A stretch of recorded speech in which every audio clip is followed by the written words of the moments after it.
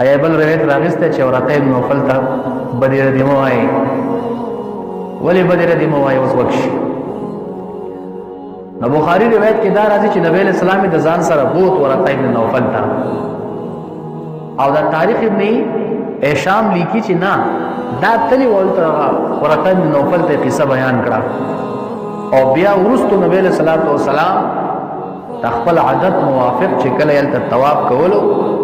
دا ورته ابن نوفل ورسره ملو شو واقعات دی بل سره بیان کړ. او د بخاری د روایت وګورئ دا معتمد پدې دی چې ټول امت په امام بخاری رحمت الله علیه باندې اعتماد لري. نو دا چې کله لاړ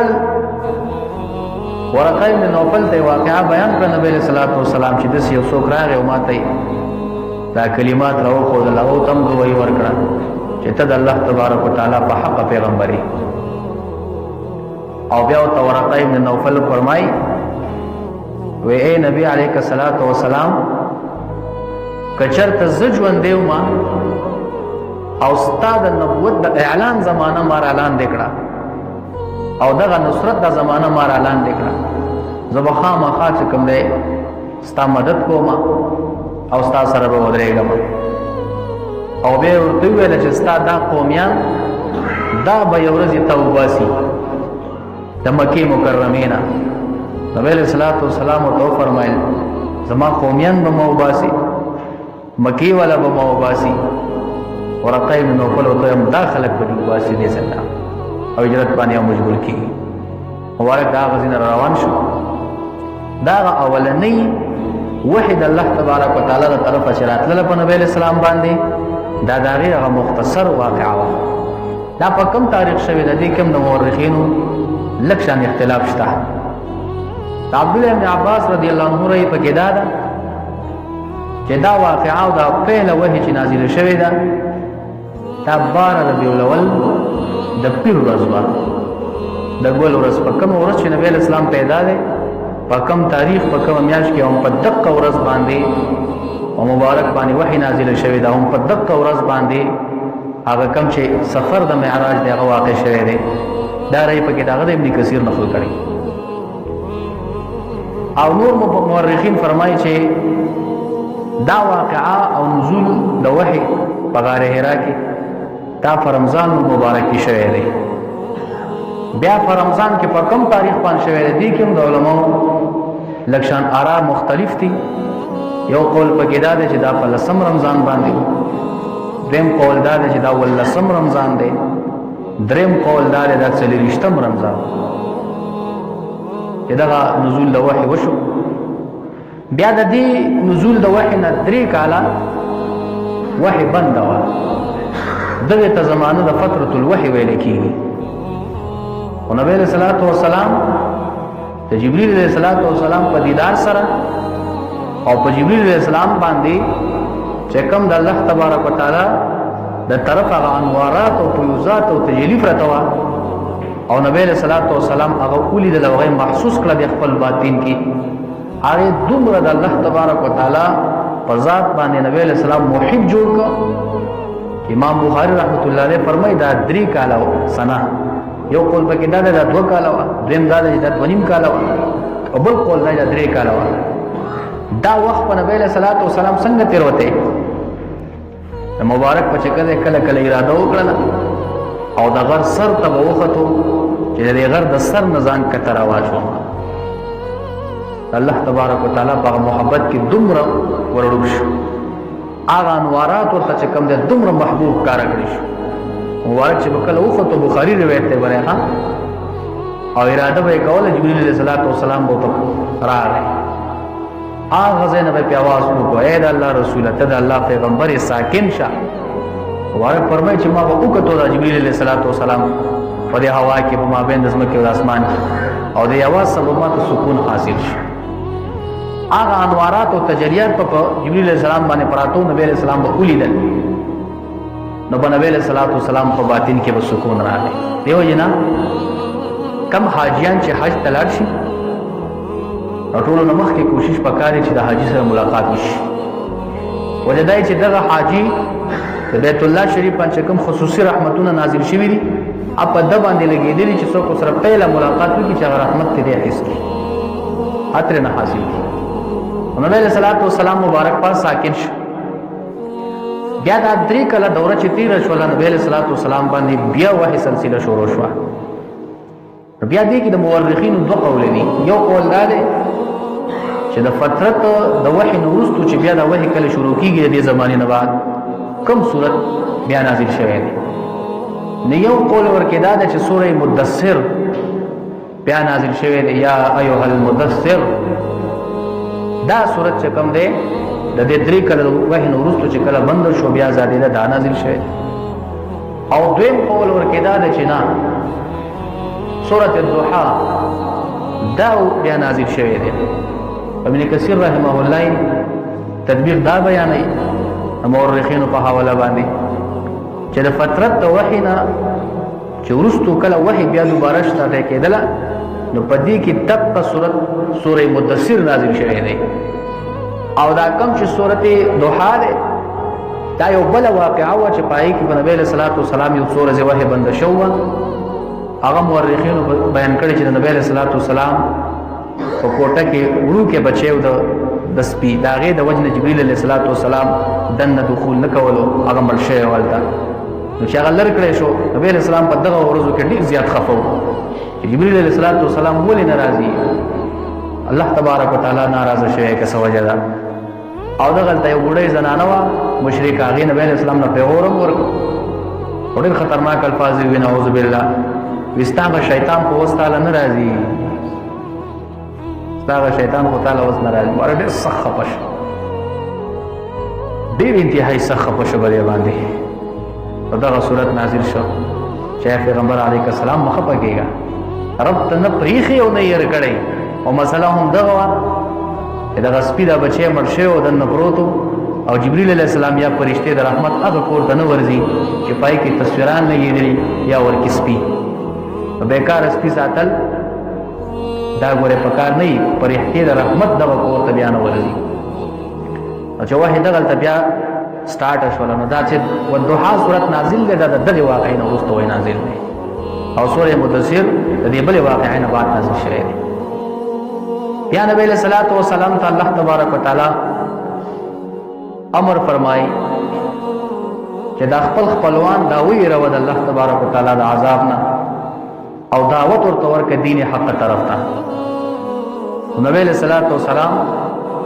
بیا راپورته کیږي او عام دعوت ته خلکو ته ورکړي. دغه بیا د ټولو نه سخت دورو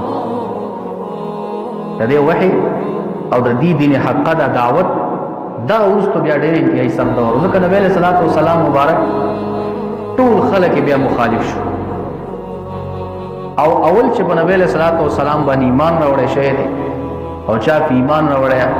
خدیجه الکبرى رضی الله تعالی عنها دې واقعین ورسته همیشه ته بیان کړه. ورقه ابن نوفل ته چې کله دی ورل دا یې ورستو د مبارک په نبی علیہ الصلوۃ والسلام باندې ایمان راوړ. او څوک په کې لیکي ابو بکر صدیق صاحب دا ټول نو ایمان راوړی دی. څوک لیکي زید بن حارثه رضی الله عنه ټول نو مخ ایمان راوړی دی. څوک علی رضی الله عنه ټول نو مخ ایمان راوړی. خو تطبیق درته بیانو. ابن کثیر رحمه الله فرمایي البدایه والنهایه کې چې د زنانو نه د ټولو نه مخکې چې ایمان راوړی نو څوک خدیجه الکبرى رضی الله تعالی عنها دا په زنانو کې د ټولو نه مخکې. او په ماشومانو کې ماشومان او آزاد چې غلام نه وي په ماشومانو کې چې چا ایمان راوړی د ټولو نه مخکې هغه حضرت علی رضی الله تعالی عنہ چې عمر د مبارک په دغه وخت کې 10 کال او په قول مشهور سره دا 10 کالو ماشوم او پرورش ته د نبی علیہ الصلوۃ والسلام کړی دی. او دلته واقعا بیانو نبی علیہ الصلوۃ والسلام خپل تر حضرت عباس رضی الله عنه ته فرمایي زما تر دا ابو طالب صاحب ډیر زیات اهل عیال لري او ډیر اهل عیال د پاره پرورش کوي او قاعد سالی د ته خپته ده دا تاسو دل تراشي تاسو ته پته ده چې ډیر قاعد سالی ده. نو لہذا کوم د خپل تر او خپل رور سره خېګړه وکي دا وړي راخي. عباس رضی الله عنه ته فرمایي ډیره خبره. نو دې دوه روان شو ابو طالب سے خواته رالل. ابو طالب سے څلور زامن د ټولو نه مشر داغه نوم طالب د د پسې دویم عاقل. د دې دوه په مابین کې د کشرۍ مشرۍ موده 10 کاله. بیا به عاقل پسې حضرت جعفر رضی الله تعالی عنہ چې د هم د خپل بل ورونه 10 کاله کشر. بیا په جعفر رضی الله عنه پسې حضرت علی رضی الله عنه چې د هم د خپل ورونه 10 کاله کشر. په هر یو د یو بل نه 10 کاله فاصله و. دي دوه راغل. ابو طالب صاحب ته چې موږ سره راغلي استاد سره د مدد لپاره اهل عیال ډیر لري نو کومه نه راغو بچي وسو او موږ پرورش کو تا باندې بلګه نرمي راشي تو په ډیره خلا وای دا دوه چې کوم دی عقیل او طالبدار سفرې ده کدا مشران او دا کشران چې تاسو پرورش کوي ډیره خلا. عباس رضی الله تعالی عنہ جعفر رضی الله تعالی عنہ د ځان سره سره او نبی علیہ الصلوۃ والسلام حضرت علی رضی الله عنه سره د دوه پرورش کولو تر دې چې د بعثت شریف کله کېدو او اعلان د نبوت کېدو د ټول د نبی علیہ الصلوۃ والسلام په پرورش کې نظام وو. په دغه وخت کې د 10 کالو چې کله د ایمان راوړ او جعفر رضی الله عنه بیا وروسته په نبی علیہ السلام ایمان راوړل. د دوه پرورش په خزه کې بیا مونږ کنه خپل بچو پرورش چې سړی په خې طریقې سره کوي نو ان شاء الله هغه بیا رنګ راوړي. او چې د بچی تربیت په خې طریقې سره ونه کړ پرورش په خې طریقې ونه کړ د بغړ وړي. په دې دوه نیکانو پاکانو تربیت په خپل ځای کې وشو. دوه چې کوم د الله تبارک وتعالى د دې امت ستوري وګرځول د دین او د هدایت سرچشمه وګرځولې د تربیت د دې دوه ډېر خسته شوی. نبی علیہ الصلوۃ والسلام چې کله د آیت کریمه په نازل شته د خپل قومین وای روا نبی علیہ الصلوۃ والسلام د قومین راون کړل ټول راون کړل. علی رضی الله عنه ویلې بنو هاشم راون کا بنو عبد المطلب راون کا بنو کنانه راون کا ټول قبیله راون نکړي. ابو لهب او ابو جهل دی ورکه موجود دي. نبی علیہ الصلوۃ والسلام مبارک یو غونډې د لاندې کېنول او ورته زبردست خطبه ورکړه او بیا ورته فرمایي کزه تاسو ته وایم چې د دې غونډې نشاته پتا سو دشمنان را روان دي او حمله در باندې کوي تاسو به زما په دې خبره باندې یقین وکړئ ما به پکې صادق وګڼئ. ټول ویل او ته صادق امین پیغمبر ته بالکل رښتیا دی. داسې منلو ها په صداقت او په امانت باندې نبی علیہ الصلوۃ والسلام یو ټول منلو خپل امانتونه به سره کې خوړل. وی چې دومره رښتیا ما غړای او دومره تاسو په ما باندې یقین دی نو خو چې دا درته هم چې الله تبارک وتعالى یو د دینم ویریږي دم رسه قبول کوي کنه په ایمان راوړي. ابو لهب پاسه دو بدبخت زمانه او ته د خدای تبارک خیر یو کوي تم دې د پاره له بل راون کړي تم ته دا خبره کې پورا غټ جاهلانو کنه او دومره به خپل کوپر کې سخت ولاړو. پښتنو عادات او د عربو د عادات تقریبا یو دي. سختی چې به طبیعت کیږي کنه په یو باندې ودرېدل نو بیا اورولې ډېر مشکل.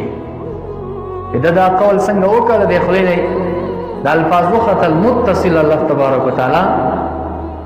سورۃ را نازل کړ تبت یدا ابي لهب وتب. اے ابو لهب استاد لاس دوانه مات شو تا هلاک شو تباہ او برباد شو او تباہ او برباد شو جهنم واصل شو جهنم ته چې کوم لاړه او کوم خزه چې دوا په پسې ملاړه ای بم د نبی علیہ الصلوۃ والسلام ډېر به دې کوله ډېر ګستاخی به کوله یو د غزینه خوارش شو.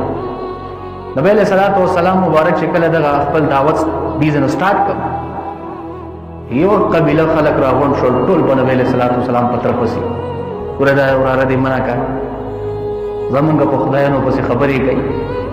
هغه پسې چې کومه بده لري وي دغه بدی بیانې لہذا دا وراره دې خبرو منا کا. ابو طالب سره پرځړه باندې سخت تیر کړې په نرمۍ باندې دیو رخصت کړل ایسه ورته چې کومه د خلینو ونه خطل دا یو رخصت کړ. نبی علیہ الصلوۃ والسلام ته مغب ونه یو لاړ بیم نبی علیہ الصلوۃ والسلام د دعوت حق دیننا قلار نشو بیا ورپسې ډله راغله یا ابو طالب صاحب دا وراره دې منع کړه چې زمونږ د خدای نه پسې خبرې نه کوي بس مونږ ته نور څه نه غواړو بس دی زمونږ د خدای نه په بدۍ نه یادوي مونږ تاسو سره څه کار نه لرو دی وی رخصت کړه ابو طالب صاحب په دغه دویم پېره نبي علیه صلات وسلام ته راوی ورته یې وراره وی داسې کار ته ما مه ودروه چې زه هغه نشم کولی یعنې د دې کفارو مقابلې ته ما مه ودروه دا یې مقصد نبي علیه صلات وسلام مبارک چې پوه شي چې زما دا تره زما ملګرتیا نشي کولی نوره ځکه چې هلته قریشیان دي سرداران دي غټ غټ خلک دی پکې مبارک ته خپل څادر راواغېست او په اوږه باندې کېښود چې تره زه به دننه لاړ شم او روایت راغلی مبارک وجړل چې داسې یو څو قدمه ترې لاړ اترې ورته وکتل ویې زما وراره وګوره ما ته واپس مبارک ورته نظر راواړو مبارک جاړي ترې په ژړا شو او د نن نه بعد د دې کافرانو لاس آزاد او توره تیرا چې څه شی کوي ستا په خلاف دی وکي زه تا ته د هېچا لاس هم نه راپرېږدم ورکوه دعوت د دین حقه طرف ته ټول مخالف شو بیا دا سرداران ګوډ شول ته یو بل مشر وټاکه په هغه پسې چې دا نبی علیه صلات وسلام یادو ته خو نقل لرېږي زموږ د خدایان په بدۍ باندې یادوي ته د دې نه منع کول غواړي هغه ته نه مې انکار وکړي زه ستاسو ملګرتیا نشم کولی دی دغسې خجله پاتې شو دا چې بیا په اخره کې دی لره مجبور شو چې نبی علیه صلات وسلام په مسلمانانو ظلمونه شروع کړه قسمه قسمه بیا د هجرت واقعه وروسته را روانه ده انشاءالله په خپل ځای باندې بیانېږي ابو طالب صاحب ورځ ووته نبی علیه صلات وسلام او علي صاحب دواړه مکې په برعا والیو کې ولاړ دي الله تعالی عبادت کوي نبی علیه السلام او علي صاحب پټ پټ وتل د نورو خلکو نه چې مونږ ویني ابو طالب صاحب نبی علیه السلام ته وایي دا څه کوئ او مبارک ته فرمایي ګوره تره تا ما سره ډېر ښه کړي دي ما سره ډېره صله رحمي کړې ده لہذا اول حق زما دا دی چې تا ته د دین حق دعوت درکو دا هغه دین دی چې دین د ابراهیم علیه السلام دی زمونږ خدای پاک یو دی دا ټول دعوتونه ورته ورکړه دا مبارک چپ پاتې شو څه یې ونه وي بس ویې وراره ته خپله کوه زه به خپل د پلار نیکه هغه دین کومه او دینه نشم اوړېدی بیا علي صاحب ته ووایي دا ته څه کوې دا خو زوی و که نه دا ته څه کوې او ته ما خو په الله باندې ایمان راوړی او په دې رسول الله صلی وسلم ایمان راوړی چې ډېر ته څه وایه قدر کوم دا ته پته شته څه ورته وایي ابو طالب صاحب دا دومره خیرخوا انسان دی نبی علیه السلام ته وایي چې زما زوی بیا چې تا څه ته را دعوت کوي دا خیر د دې کې شر نشته دی تابعداري کوه زه یې منع نه کوم په دغه طریقه باندې د دین حقه هغه دعوت روان 14 کاله چې کوم دی په مکي دور کې دغه دعوت حقه د دین وچلېده آخر کار دیو په هغه هجرت باندې مجبوره شول په 30 کاله کې قرآن کریم هغه نزول بیا تام شو چې 14 کاله هغه په مکه کې او 10 کاله چې کوم دی بیا په مدینه منوره کې هغه نزول د قرآن کریم شوی دی په ټیم د نزول د قرآن کریم کې د نبی علیه الصلاة والسلام چې انا سنلقي علیک قولا ثقیلا هغه طریقه کار څنګه مورخین دغه حدیث پاک راغلی او بخاری مسلم وغیرہ علم نقل کړی دی چې نبی علیه الصلاة والسلام باندې به کله وحی نازلېدله یو روایت کې راځي د مبارک د خوانه به داسې اواز راپورته کېدو که دوی نحلې لکه د شاتو دا مچۍ نه دی چې د بنګېږي د بنګاره کوي داسې اواز به د نبی علیه الصلاة والسلام مبارک د خوانه راغته او بل روایت کې راغلی وایي داسې اواز به یې د سینې مبارکې نه راخته لکه دا جرنده چې تاویږي او دا جرنده څنګه اواز کوي داسې اواز به یې د سینې نه راخته څومره دروند قول او حضرت عائشہ صدیقه رضی الله تعالی عنها فرمایي وایي سخت ژبې به چې وحی به کله په نبی علیه السلام باندې نازلېدل مبارک دی جبین او د رخسار باندې به داسې خوله را راماته شوه کڼ خوله به چې کومه دی وکړه او ته به وایې چې دا خوله به څنګه لګېده هغه مبارک فرمایي دې خولې ته چې به دې وکتل داسې خول او رنګ به یې راوړ لکه ملغلرې چې ښکته را بهېږي به د مخ مبارک سبحان الله پکې وایي که نه ناشنا خوند ناشنا او صحابي فرمایي وایي ما د نبی علیه صلات وسلام د اوښې پړی نیولی او مبارک په دې اوښه باندې و مدني دور کې سورې مایدې بعضې ایتونه نازل شو وې ما ویل چې دا لاس مې مات شو، دومره درونوالی مې محسوس کو، دومره درونوالی چې دا لاس مې بیا د غځولی کته کولی نه شم چې دا لاس مې مات شو، دومره درونوالی مبارک حوصله غټه وه، الله ورته ډېره غټه سینه ورکړې وه، د هغې هغه برداشت او تحمل یې کولی شو. او بل روایت کې راځي صحابي مبارک فرمایي نبی علیہ السلام باندې به کله آیت نازل شو نو ما ته به ویل چې دا لیکه، چې هغه یو آیت په ما لیکه او زه به ناسومه، زه به د پاسېدو طاقت په ما نه لرم، زما د خپې ماتې شولې، څومره درون. دغه قرآن کریم موږ او تاسو ته حواله کوي، دغه دروند کلام د الله تبارک تعالی موږ او تاسو ته حواله کوي. باید چې موږ او تاسو دا خپل مشعل ره هدایت لپاره چې کوم دی ونیسو، زموږ دپاره هم تاسو په دې کې هدایت دی، دا هغه هدایت ته ذریعه وګرځو او دغه رنګې د دې سره مینه محبت او تلاوت د دې تعلیم خپل بچو باندې په خپل باندې دا موږ او تاسو ته پکار دي. په دې باب د نزول د وحي کې ډېر روایت راغلي دي، مختصر دغه یو اخیره خبره کوم او بیا ټیم پوره شوی دی، خپل اختتام ته بیان رسو چې دا وحي په نبی علیه الصلاۃ والسلام نازلېدل د دغه کیفیت په څنګه و. روایت د بخاري شریف ته مبارک فرمای چې کله کله به دا وحي په ما نازلېدله نو دا به په شان د سلسلة الجرس پینګړی نه د هغې د اواز په شان چې کوم د اواز به کېدلو، یو کیفیت دغې وحي دا و. دویم دا د مبارک فرمای چې جبریل علیه السلام به راته د یو انسان او د آدمي په شکل کې متمثل شو او راته به بیانو د الله تبارک تعالی حکم، په خپل شکل کې نه، د یو صحابي په شکل کې. او داسې که سوچو کې چې یاره نبی علیه السلام به جبریل سم په خپل اصلي شکل نه کتلی، نو روایت راغلی چې 2 کرته نبی علیه السلام د جبریل علیه السلام دیدار کړی دی په خپل اصلي شکل د جبریل علیه السلام کې. یو یې په دغه غار حرا کې چې کوم د نزول د وحي کېده، یو یې دلته کې چې کوم د نبی علیه السلام د مبارک په خپل شکل باندې کتلی و. آیو چې کوم د سدرة المنتهى ته چې کله د معراج په واقعه باندې ته نبی علیه السلام هلته یې لیدلی و، او دا چې دلته یې کوز لیدلی و، مبارک فرمایي 600 وزرې وې د جبریل علیه السلام، او د یو وزر چې کوم د مشرق نه تر مغرب پورې د هر څه ډکړي، د اسمان د افق او د تمامه دنیا چې کوم دا پټه پرته وه. دومره یو جسامت الله تبارک تعالی جبریل اسلام ته ورکړی. بل پیغمبر ته چې کوم د جبریل علیه السلام په خپل اصلي شکل نه دی راغلی، دا خصوصیت د نبی علیه السلام او د حوصله وه چې د مبارک هغه برداشت لرلی شو چې جبریل علیه السلام په خپل اصلي شکل کې وګوري. نچوړ او خلاصه زما د بیان دا ده، دا د نبی علیه السلام مبارک غسیرت ته بیانېږي، مبعث شریف او دغه رنګې بعثت شریف د نبی علیه السلام په دې ننني مختصر بیان کې هغه بیان کړی شو. موږ تاسو ته الله تبارک وتعالی په دې باندې تعامل کولو توفیق را نصیب کړي.